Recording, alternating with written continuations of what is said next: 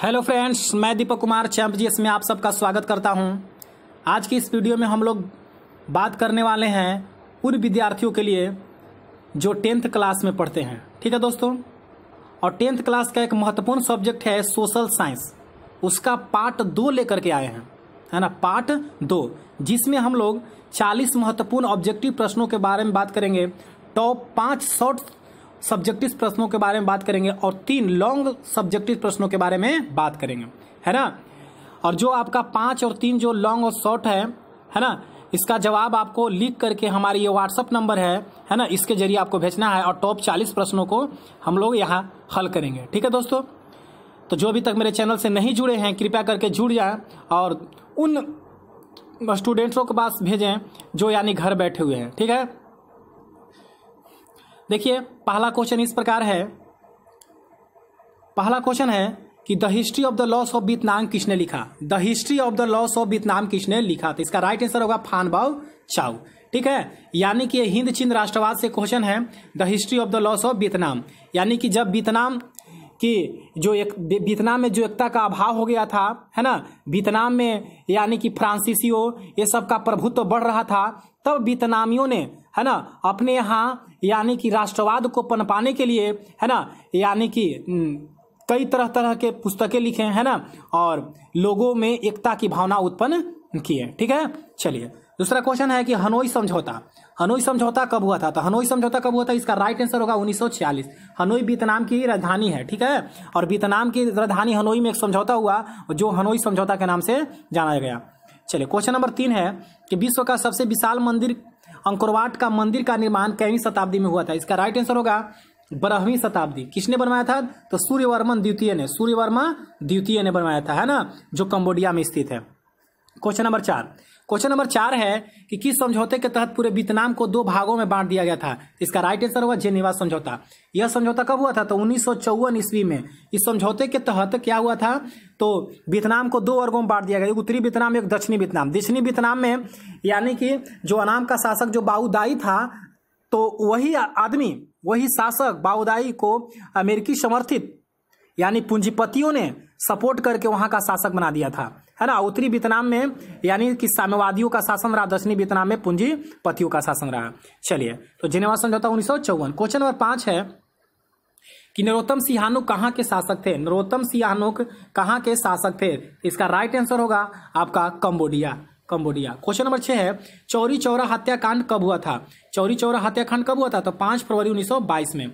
इस हत्याकांड में क्या हुआ था, तो असहयोग आंदोलनकारियों ने एक थाना में आग लगा दिया, है ना, एक थाना में आग लगा दिया, जिसमें बहुत सारे पुलिसकर्मी यानी कि जल करके राख हो गए थे। ठीक है ना, यही कांड को चौरी चौरी हत्याकांड कहा जाता है, जिसके कारण गांधी जी ने असहयोग आंदोलन को स्थगित कर दिया। ठीक है ना, अगर आपसे पूछा जाए कि असहयोग आंदोलन को स्थगित किसके कारण कर दिया गया था, तो चौरी चौरा हत्याकांड के कारण, है ना।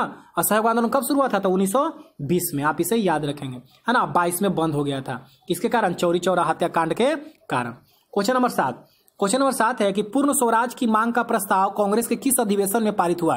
पूर्ण स्वराज कि हमको अब छोटा स्वराज नहीं चाहिए, हमको पूर्ण रूप से चाहिए, है ना, यानी कि हमको क्या चाहिए, पूर्ण रूप से चाहिए, डोमिनियन स्टेट नहीं चाहिए, हमको पूर्ण रूप से चाहिए, है ना। तो यह पारित हुआ था लाहौर अधिवेशन, कब, 1929 में। ठीक है दोस्तों, पंडित जवाहरलाल नेहरू कांग्रेस के अध्यक्ष थे उस समय लाहौर में। चलिए क्वेश्चन नंबर 8, मोपला विद्रोह किस राज्य में हुआ था। तो मोपला विद्रोह किस राज्य में हुआ था, तो इसका राइट आंसर होगा यानी कि केरल। कहाँ, केरल में हुआ था। मोपला में जो जनजाति रहते थे ना, उन लोगों के द्वारा। वर्नाक्यूलर प्रेस एक्ट कब पारित हुआ। वर्नाक्यूलर प्रेस एक्ट 1878 में पारित हुआ था। इसके तहत क्या हुआ था, यानी कि स्थानीय भाषाओं में छप रहे पत्र पत्रिकाओं पर प्रतिबंध लगा दिया गया था, है ना। उस समय अंग्रेजी गवर्नर जनरल कौन थे, लॉर्ड लिटन थे, आप इसे याद रखेंगे। चलिए क्वेश्चन नंबर 10 है कि भारतीय राष्ट्रीय कांग्रेस की स्थापना के समय अंग्रेजी गवर्नर कौन थे। इसका राइट आंसर होगा लॉर्ड डफरिन। जानते हैं कि भारतीय राष्ट्रीय कांग्रेस की स्थापना कहाँ हुई थी, तेजपाल संस्कृत विश्वविद्यालय जो था मुंबई में, है ना, जो मुंबई पहले जाना जाता था, है ना, वहीं इसकी स्थापना हुई थी 1885 में, 28 दिसंबर 1885 में। ठीक है ना, किसके द्वारा स्थापित किया गया था, तो ये वो ह्यूम के द्वारा। क्वेश्चन नंबर 11 है कि आर्य समाज की स्थापना कर वेदों की ओर लौटो का नारा किसने दिया था, तो किसने दिया था, तो स्वामी दयानंद सरस्वती ने, स्वामी दयानंद सरस्वती। चलिए क्वेश्चन नंबर 12 है कि राष्ट्रीय स्वयंसेवक संघ की स्थापना किसने की थी? तो इसका राइट आंसर के.बी. हेडगेवार कब किए थे? तो 1925 ईस्वी में। चलिए आगे क्वेश्चन है कि रंपा विद्रोह किस राज्य में हुआ था? तो रंपा विद्रोह कब हुआ था? तो इसका राइट आंसर होगा 1916। चलिए क्वेश्चन नंबर 14 है कि होम रूल लीग आंदोलन की शुरुआत किसने की थी? तो इसका राइट आंसर होगा बाल गंगाधर तिलक एवं एनी बेसेंट। सबसे पहले बाल गंगाधर तिलक के द्वारा होम रूल लीग आंदोलन की शुरुआत की गई थी और फिर इसके बाद एनी बेसेंट के द्वारा। ठीक है दोस्तों, चलिए क्वेश्चन नंबर 15। क्वेश्चन नंबर 15 है कि बिहार में चौकीदारी कर के विरोध में कौन सा आंदोलन आरंभ हुआ? तो इसका राइट आंसर होगा सविनय अवज्ञा आंदोलन। यह जो 1930 में स्टार्ट हुआ था, है ना, दांडी यात्रा के साथ ही सविनय अवज्ञा आंदोलन हमारे देश में स्टार्ट हुआ था। चलिए क्वेश्चन नंबर 16 है, इनमें काली मिट्टी का क्षेत्र कौन है? तो इसका सबसे ज्यादा काली मिट्टी का विस्तार कहाँ है? तो महाराष्ट्र में, है ना। महाराष्ट्र में काली मृदा का निर्माण कैसे हुआ? तो विशाल चट्टानों के टूटने फूटने से काली मृदा का निर्माण हुआ है। चलिए क्वेश्चन नंबर 17 है कि प्रायद्वीपीय भारत की नदी घाटियों में कौन सी मिट्टी मिलती है? तो इसका राइट आंसर होगा जलोढ़ मिट्टी। जलोढ़ मिट्टी, इसमें कार्बनिक पदार्थों का अभाव होता है। पूर्वोत्तर राज्यों के 188 आदिवासी जिलों में देश के कुल क्षेत्र का कितना % वन है? तो 60.11%। चलिए क्वेश्चन नंबर 19 है कि प्राकृतिक संसाधनों के संरक्षण 1968 में कौन सा कन्वेंशन हुआ था? तो प्राकृतिक संसाधनों के संरक्षण हेतु 1968 में कौन सा कन्वेंशन हुआ था? तो आपका आंसर राइट होगा अफ्रीकी कन्वेंशन। चलिए क्वेश्चन नंबर 20 है कि भारत में 2019 में कितने % भौगोलिक क्षेत्र में वन का विस्तार है? 2019 के अनुसार कह रहा है, 2019 के अनुसार। तो इसका राइट आंसर होगा 21.67%। अगर आपसे 2001 के अनुसार पूछे तो 19.27%, अगर 1 के अनुसार पूछे तब। ठीक है, 2 वर्षों के अंतराल पर यानी कि वनों का जो आंकड़ा निकलता है 2 वर्षों के अंतराल पर। ठीक है ना। चलिए क्वेश्चन नंबर 21।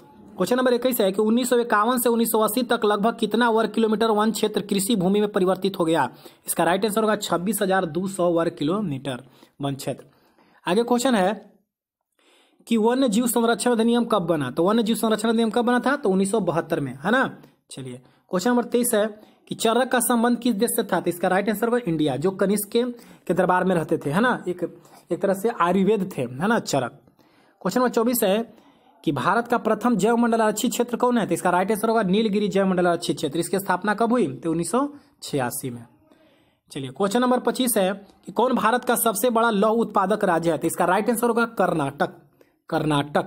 चलिए क्वेश्चन नंबर 26 है कि किस खनिज को उद्योगों की जननी माना गया है? तो किस खनिज को? तो लोहा को। क्वेश्चन नंबर 27 है कि 2011 की जनगणना के अनुसार बिहार की नगरीय आबादी कितना % है? तो 11.5%। आप इसे याद रखेंगे। ठीक है, चलिए क्वेश्चन नंबर 28 है कि सूखे की स्थिति किस प्रकार आती है? तो इसका राइट आंसर होगा धीरे धीरे आती है।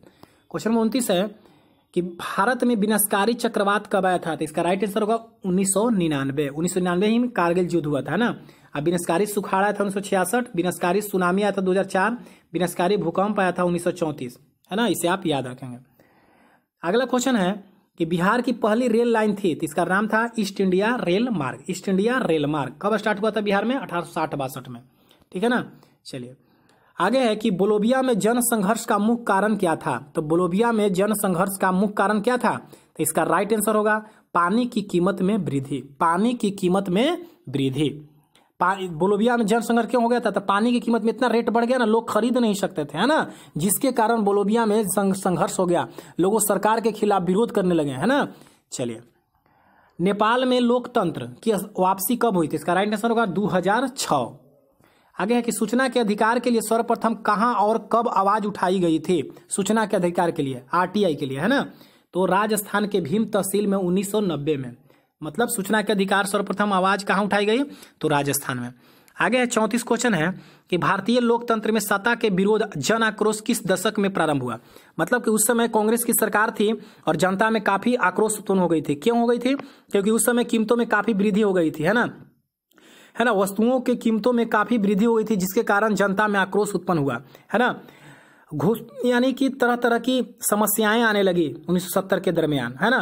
तो जयप्रकाश नारायण के नेतृत्व में ये जन संघर्ष हुआ था, है ना, यानी कि सरकार के खिलाफ। तो 1970 के दशक में। तो अंततः यानी कि 1975 में ही आंतरिक रूप से आपातकाल देश में लागू हुआ था। आप इसे याद रखेंगे। क्वेश्चन नंबर 35 है कि सूचना का अधिकार संबंधी कानून कब बना? तो इसका राइट आंसर होगा 2005 में। क्वेश्चन नंबर 36 है कि भारत में वित्तीय वर्ष कहा जाता है। तो भारत में वित्तीय वर्ष कहा जाता है 1 अप्रैल को स्टार्ट होता है और 31 मार्च को समाप्त होता है, यही है वित्तीय वर्ष।